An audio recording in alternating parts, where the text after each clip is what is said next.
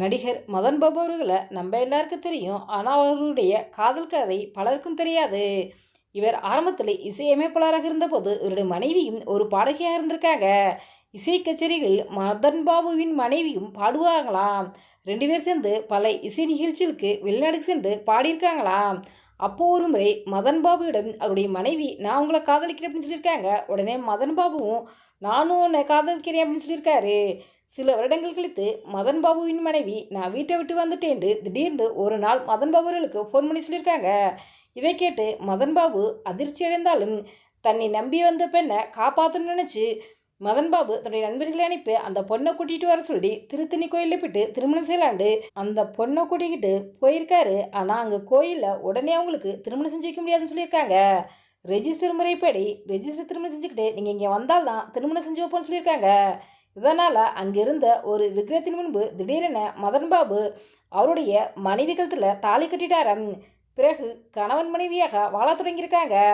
அப்போது 2 பேர் வீட்லேயும் சம்மதம் இல்லாததுனால பல கஷ்டங்களை தாண்டி தான் தன்னுடைய வாழ்க்கையை வாழ தொடங்கியிருக்காங்க.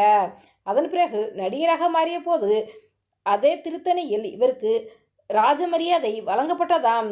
அதுபோல நடிகர்களில் அதிகமாக இசை நிகழ்ச்சிக்காக வெளிநாடுகளுக்கு சென்றவர்கள் இவர்கள் மட்டும்தான். இவருக்கு ஜனனி கிருஷ்ணமூர்த்தி என்ற மகளும் அரவிஸ் என்ற மகனும் இருக்காரு. ஜனனி தனது அப்பா கிட்ட முறைப்படி இசையை கற்றுக்கிட்டு ஒரு சிறந்த பாடகராக வளம் வந்துக்கிட்டு இருக்காங்க.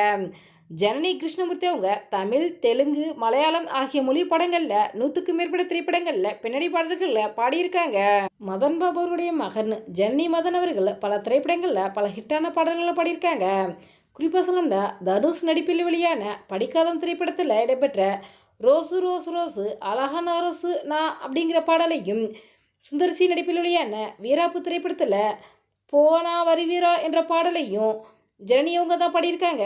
ஜனனியவங்க சில மாதங்களுக்கு முன்பு நீயா நான் நிகழ்ச்சியில் போட்டியாளராக கலந்துக்கிட்டாங்க. எஸ்பிபி அவர்களுடன் சேர்ந்து பல மேடை கச்சேரிகளில் ஜனனி மதன் அவர்கள் பாடியிருக்காங்க. இந்த வீடியோ பற்றிய உங்களுடைய கருத்துக்களை எங்களுடைய கவனத்தில் கமெண்ட் பண்ணுங்க. இந்த வீடியோ பிடிச்சிருந்தா லைக் பண்ணுங்கள், ஷேர் பண்ணுங்கள், கமெண்ட் பண்ணுங்கள். மறக்காம எங்கள் ரெடபிள் 2.6 சப்ஸ்கிரைப் பண்ணுங்கள்.